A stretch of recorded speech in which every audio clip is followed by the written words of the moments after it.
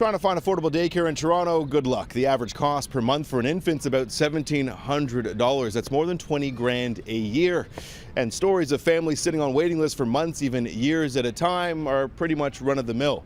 Though an independent think tank has filed a freedom of request with the City of Toronto and found there are thousands of available daycare spaces sitting vacant each and every day. As of last month, there are more than 4,400, and it's a number which has grown year over year. Between 2009 and 2017, you see a 90% increase. If we remove the first 3 months of 2017 because it's incomplete, then you still see a 45% increase. According to an FOI filed by Cardis, an independent think tank, the last 3 months have seen vacancies hover around an average of 4,600. These are spaces sitting empty in licensed daycare centers where dollars are limited when it comes to subsidies. They're vacant because people can't afford the fees. How far our kids go in life is profoundly affected by how they start.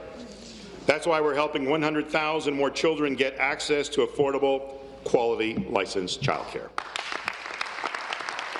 Today's budget saw the province announce plans for 24,000 new spots at licensed childcare centres, 60% of which will be government subsidized. A plan Andrea Morozic with Cardis says doesn't go far enough to help families who may want to choose a neighborhood daycare which isn't subsidized. It's really only helping one type of care situation, and it's not the care situation parents prefer. So I think it's missing the mark by a long shot. The item carries 41-1.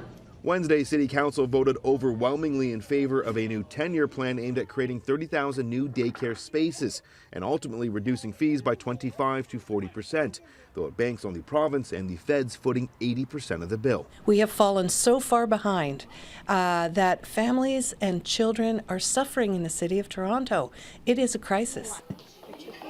There you go. Though Morozic and at least one city councillor are calling on all levels of government to give the money directly to the families who need it. If you do that, if you give people subsidies, they're a little happier because they can take it towards childcare and find the provider that they want. Even with Queen's Park's announcement today in the provincial budget, the city is still waiting on the Liberals over at Queen's Park as well as the feds to come to the table and join them before their plan can come to fruition.